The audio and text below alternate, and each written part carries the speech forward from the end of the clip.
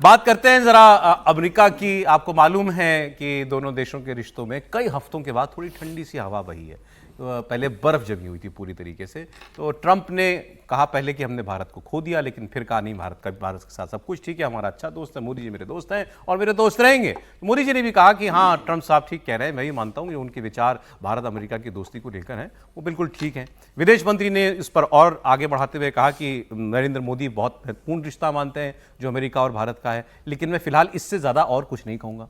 इतनी बातें हुई तो अभी लग रहा है कि एक बहुत नेगेटिव नोट से थोड़ा सा हम उस नकारात्मकता से बाहर आए। ये कहना अभी बहुत जल्दबाजी है कि रिश्ते ठीक होने लगे हैं, लेकिन ट्रंप माने तो उनको ऐसा लगता है कि ये मैंने ठेका लिया है या मेरी जिम्मेदारी है, मैं दुनिया में सारी जंगें रुकवाऊं। उनको लगता है वो रुकवा सकते हैं।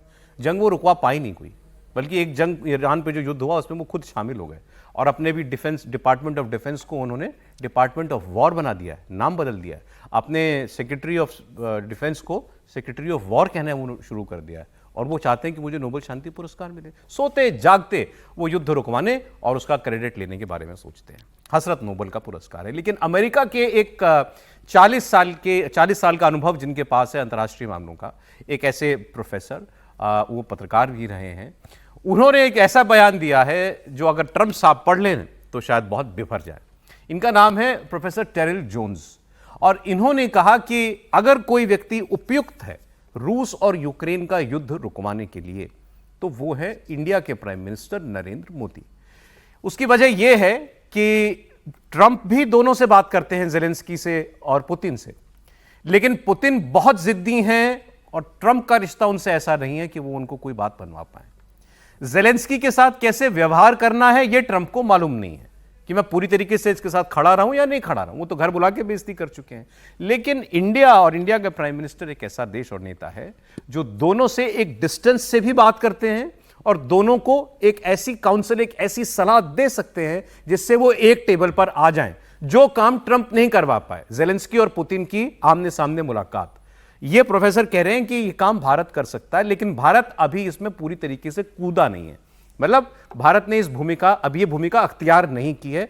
उनका कहना है कि भारत को ऐसा करना चाहिए, वो युद्ध रुकवा सकते हैं और अगर ऐसा हो तो नोबेल शांति पुरस्कार किसी और को नहीं, नरेंद्र मोदी को मिलना चाहिए।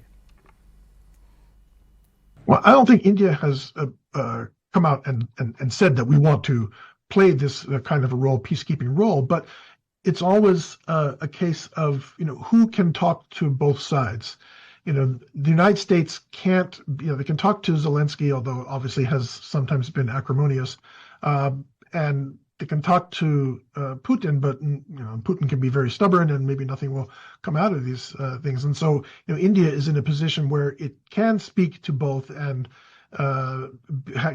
get the ear of both leaders in a way that other major countries can't.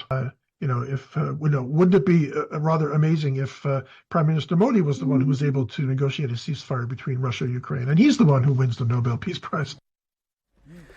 व्यक्ति की हिम्मत है अमेरिका में बैठ के कह रहा है कि ट्रंप को नहीं किसी और को, देश के नेता को नोबेल मिले। दोबारा करवा देंगे ट्रंप और मोदी साहब दोबारा लड़ाई करवाएंगे। मतलब अगर मोदी युद्ध रुकवा दें और उनको नोबेल मिल जाए तो आप कह रहे हैं ट्रंप लड़ाई करवाएंगे, फिर रुकवाएंगे और फिर नोबेल लेंगे। नहीं, वो इसी बात पे जंग कर लेंगे कि ये कोई दूसरे को कैसे नोबेल प्राइज के लिए दावेदार ये बर्फ और जमा देंगे, इनका कहने में। लेकिन अमेरिका में ही ये चीजें कही जा सकती हैं। ये इस बात को, ये कम से कम वहां की डेमोक्रेसी को लेकर के आप इस बात कह सकते हैं कि वहां। पर सीरियस नोट पे प्रधानमंत्री नरेंद्र मोदी और मैक्रॉन के बीच में जो बातचीत हुई है वो बहुत इंपॉर्टेंट है इस सिलसिले में। मैक्रॉन ने पहले ये कहा है कि वो 26 देशों का गारंटी जो है यूक्रेन को देते हैं सिक्योरिटी।